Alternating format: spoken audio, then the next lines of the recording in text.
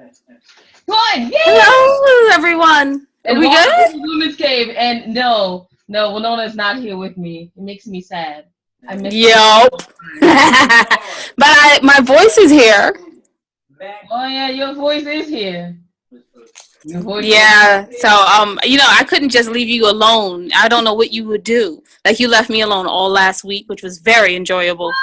Yeah, I know. I did leave you alone all last week, but it was Except for that one with the interview with it. Never mind. That's not even important. Books. Hey, I'm Jade. Oh, and I'm Wilnona. Thank you for remembering to introduce us. Wilnona, you guys see that pretty picture? Wilnona has the red lipstick on the headband. Yes, cute as can be, to die for. Well, we are 2 of the 12 of the wonderful ladies of the And I Thought ladies. And let's see. Hold on. We wrote some books. Yeah. That's how it goes. We wrote some laughing at my own self. And we wrote some books. Except for the articles. So we have written these books. And I Thought Divorce Was Bad with Other Life Lessons. And I Thought Being Grown Up Was Easy. And I Thought I Could Juggle It. I was Wilnona because she would be like hand showing books right now. I don't have them. And I thought I could do my journey alone, and I thought I had it all figured out. Fiction pilot. Episode 1. Yes, so Hollywood, by the way. This is the book where you just find actors and make them read lines. Because, yes, it's already done and it's perfect, and my pilot episode is ready to go. Make me more famous. I know narcissism is exhausting, but it has to be done. Oh, okay. Whatever, Wilnona. Okay, so you can find all of this on Amazon.com, BarnesandNoble.com, and AndWeThought.com. You guys, if you go to AndWeThought.com, not AndWeThought, AndWeThought.com. Because these ladies don't fight. No, right. And you go to the ladies page, go all the way down at the bottom, you will see 3 charities that we probably support. And you guys, please try to support them too. They take donations, clothes, food, time. Volunteering is a thing. You don't have to do anything, but maybe an hour of your time. Hey, quick question. Can I say my favorite thing now? Because, we've done the charity thing and the responsible thing. Just Writing Life also. No, you did not take it from me. Yes, I did. And you can check that out on Amazon. Please start with episode 2, you guys. And you can also see us on Channel 18 on the Sacramento television. Okay, you guys, but you guys aren't here to hear about us ramble on and on. You're here to hear about our wonderful guests. So, wonderful guests, would you like to introduce yourself? I sure would. I'm Jasmine Browley. I am a podcaster, a public relations professional, a journalist, and a millennial trying to figure this stuff out. Thank you so much, you guys, for having me. Millennial trying to figure this stuff out. That's hilarious. I love it. Personally. I love it. So, Wilnona, I know you have questions. I was just about to say, PR professionals, I have questions I want to ask off camera. But first and foremost, let us ask about, you do a show with artists, correct? Yes. So how did you decide to go from being like a PR person and make it into an actual show in Chicago with artists? Well, it's an idea that, I know this sounds cliched and something that everybody says, but it was really organic. I am a creative professional. I technically, public relations is not one of the STEM professions. It's not science. It's not grounded in, quantitative research or anything like that. It's about coming up with ideas and finding a way to execute them. So I have a bunch of friends, a bunch of acquaintances, and people that I've worked with in the past that are in the creative sector, and they are so extremely talented and really passionate about their work, but they weren't getting paid for doing what they love. So I would have these conversations about trying to marry the art and the finances. And I figured, there are extremely successful examples of, creative professionals that have managed to make their money, make them or make their art make them money. And I wanted to hear their stories and I wanted to share them. So, I figured a podcast is the best way to get their stories out there, because that's what we're all listening to right now. I know I'm a podcast junkie, and I partnered with one of my friends who is a marketing maniac, and she's also the publisher of Made magazine. Her name is Chris Williams, and she helped me bring this idea to light, and we've been going ever since. It launched at the top of the year, and I've interviewed quite a few extremely talented and insightful people that shared their creative journey. So here we are. I have to say, though, first of all, I like your podcast, and I'm a huge supporter of anyone who supports us, otherwise known as the creatives. Yeah. And Made magazine is pretty cool. Okay, now that I'm finished, gloating and brown nosing. You were not brown nosing, whatever. I'm so joking. Now that I'm finished, putting out all those things, I wanted to ask you, so you going from PR to actually writing and Made magazine, that makes you a creative as well. Was there a large transition? I know PR is not a STEM thing, but it is business related. So to go from business related to creative, do you have to cut off one part of your mind to do that? Not necessarily, because it's all about telling a story. With PR, of course, it's more so about packaging the story in a way that's easily consumable by the target market. But essentially, it's all about getting really interesting narratives out there to people that care about them. I actually started out in journalism. I have a master's in public affairs journalism from Columbia College Chicago. Okay, she took my question, you guys. I was gonna ask that. Oh, I'm sorry. She took my question. It's okay. Go ahead. Sorry. Yeah. I'm a trained journalist, but I realized that it was better for me to explore public relations because it allowed me to move away from just strictly reporting the facts to being able to control the narrative that I was telling. And also it allowed me to meet so many amazing people and actually work with them and give them a viable service that is, much sought after, as opposed to traditional journalism, which, it's unfortunately it's something that I hate to admit, but it is a dying art.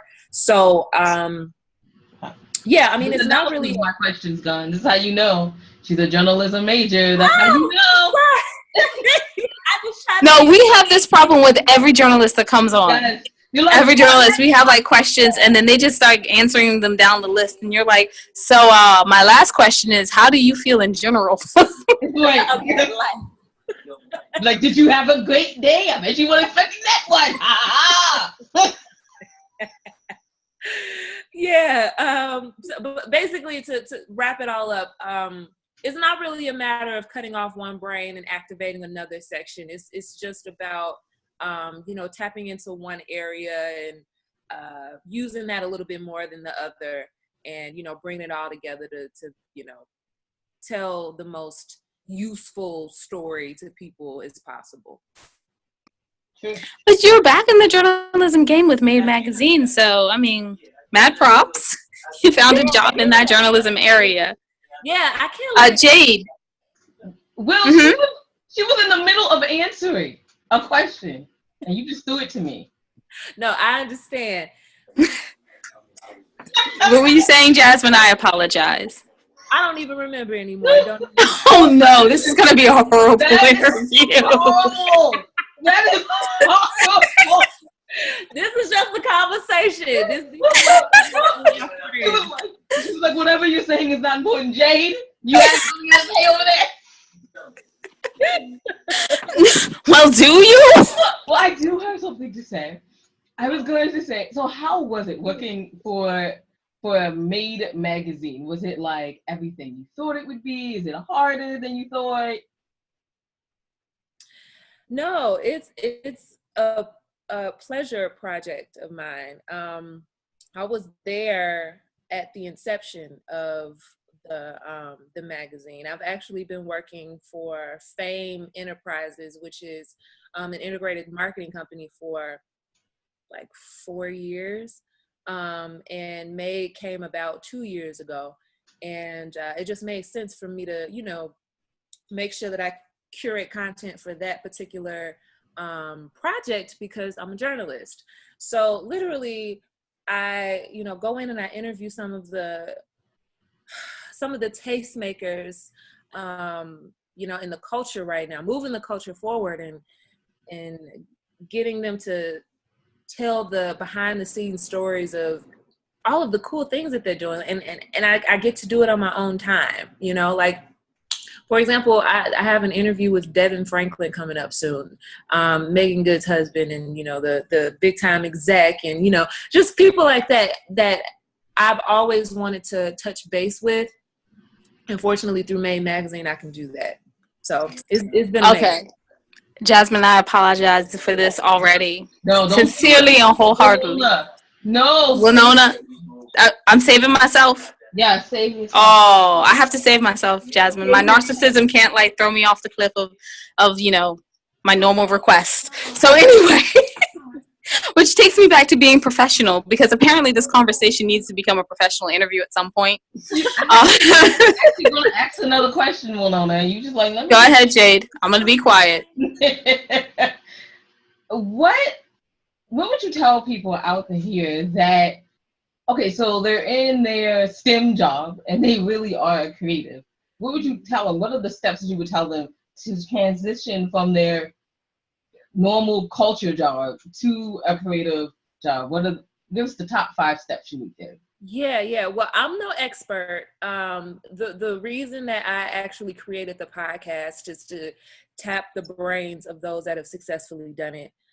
So really take my opinion with a grain of salt. But one of the things that I learned from one of my guests is making sure that you really know what it is that you're passionate about. Because nowadays, especially with millennials, we're so multi-talented, like we're / artists. And we think that we can do everything really, really well once we see that we can do something good. You know, like you really have to make sure that you master your craft before you try to make a career out of it. So number one, do a self-audit, you know, really make sure that this is something that, first of all, you really are good at. And also ask yourself if you would be willing to do this thing for free. That's how you know that you're passionate about it. Number two, you have to come up with a plan. You know, you have to give yourself some dates, put it on a timeline as to, you know, when you imagine yourself leaving your, you know, secure STEM job or, you know, wherever you really don't want to be, and move into the area that you want to build your career on. And, you know, make sure that you stick to it, you know, put some real markers behind it. And you said 3, right? Oh, whatever list that you want. I just tell people, I always tell people, I'm like, you know, give me your top 5. If you only have a top 2 or 3, that's fine. I just say, give me your top 5, because some people have 5 and some people have 2. And some people are like, it's only one quote. I really like it. Well, I'll give one last one. I actually learned this from an intellectual property lawyer that I had on a couple of months ago. And she advised that you keep your day job as long as you possibly can. Just keep it, you know, always work on your craft, find pockets of time to, you know, deal with your client base. If you're, you know, a service-based creative, if you have a product that you want to sell it on the weekends, or, you know, constantly work outside of your day job so that you can have that nest egg to fall back on when you really do launch your business full-fledged, because it's nothing wrong with making sure that you're secure, because at the end of the day, nobody but you is going to be responsible for paying your bills. And I actually did a solo cast about, you know, your bridge job, basically that job that carries you to your desired full-time profession in, whatever sector that you want to go in. And I've been there. Like I've worked so many different jobs that I hated, I absolutely hated it. And there's, certain aspects of my career right now that I don't particularly like, that I, would like to eliminate one day. But, you got to do what you got to do. So, yeah, keep your day job. That's the third and most important. For real. So my last question is, where can people find you? On the web or wherever? Yeah, you can find me at Jasmine Browley across all platforms. That's one of the tips that I learned from a branding strategist. Keep it simple, make sure that people can easily find you. So on Instagram at Jasmine Browley, Twitter is Jasmine J. Browley, Facebook is the same. And the name of my podcast is How I Made It. It's on iTunes, SoundCloud, and it's also on the Made magazine website. We come out with episodes every other Thursday. Fantastic. Wilnona. Okay, you know what? Okay, so Wilnona's not answering me right now. She's probably like doing her hair. No, I wish. I was trying to cornroll it back so I could get on camera, but it's not working out so well. I had to throw a little something I have.